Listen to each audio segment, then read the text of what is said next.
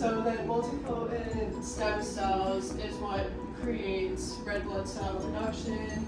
It starts off the process, and then myeloid stem cells form all the elements in the blood, but then specifically for red blood cells, it is formed into an erythrocyte, and then formed into a proerythroblast, and then a reticulocyte.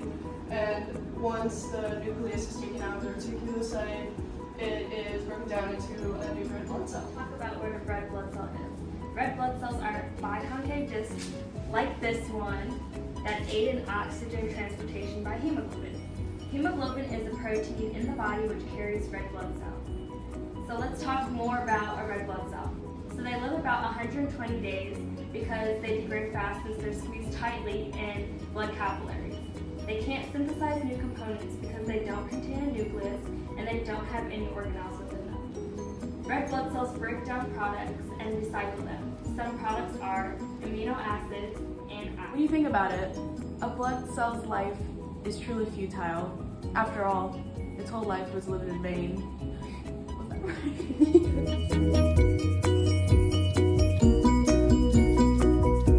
You're probably wondering, why is iron good for red blood cells? I'll tell you. Foods rich in iron help you maintain healthy red blood cells. Vitamins are also needed to build healthy red blood cells. These include vitamins B2, B12, and B3, found in foods such as eggs, whole grains, and bananas. Vitamin gummies and or pills are not needed. A decrease of red blood cells, which is called anemia, is caused by a low intake of iron supplements in foods. Another cause in the decrease of red blood cells is kidney failure. It's when EPO, erythropoietin, release slows and red blood cell production is also very poor, and this leads to a decrease in blood volume, which leads to a decreased ability to deliver oxygen to body tissue. So let's talk about why EPO affects the body's homeostasis. So let's start with the stimulus. The stimulus disrupts homeostasis by decreasing oxygen delivery. With that oxygen delivery, we go to the controlled condition, where the oxygen is being delivered to the kidneys.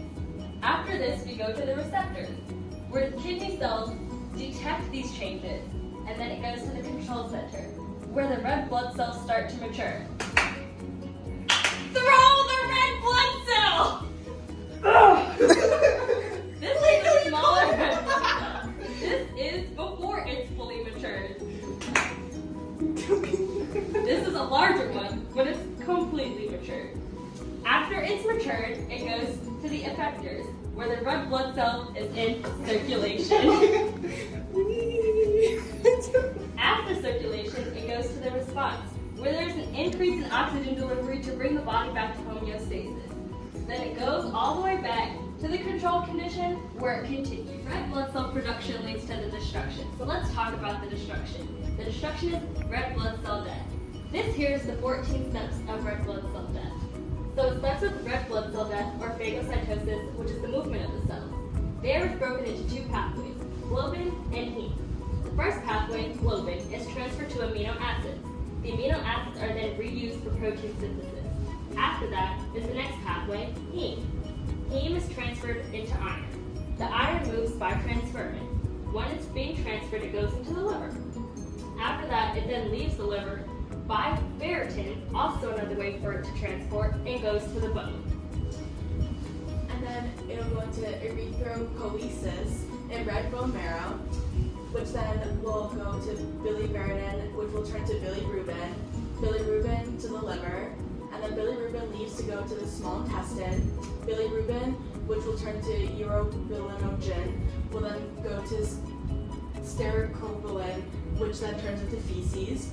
Urobilinogen goes to kidneys, and urobilin,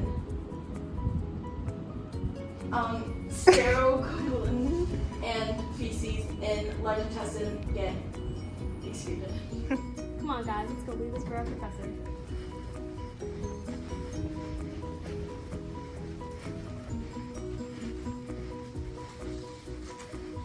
The gift that keeps on giving.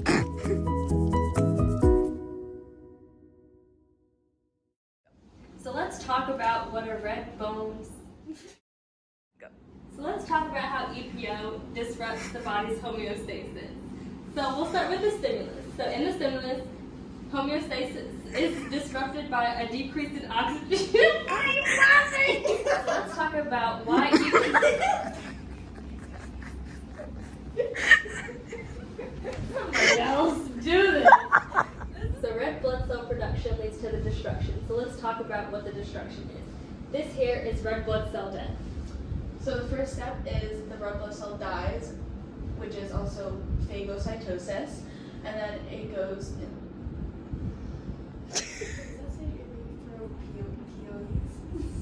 Biosis. That's a 3, 2, 1.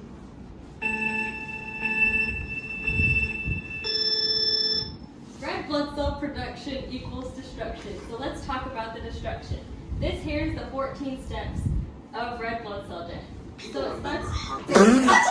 Wait, keep going, keep going. We can't go anywhere, never mind. Alright guys, so the big takeaway of all this is that if your body was the size of the Atlantic Ocean, your red blood cells would be the size of Titanic. But that's again, it's a good dad joke. It's a good dad joke.